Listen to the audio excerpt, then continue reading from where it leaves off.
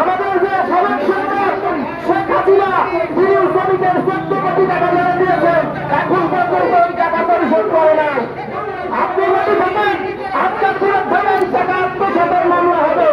আপনি ইউপিজেডের শ্রমিক 2008 সালের জুলাই মাসে কারখানা বিক্রি হয়েছে, বন্ধ হয়েছে, এবং 2011 সালে কারখানা বিক্রি হয়েছে।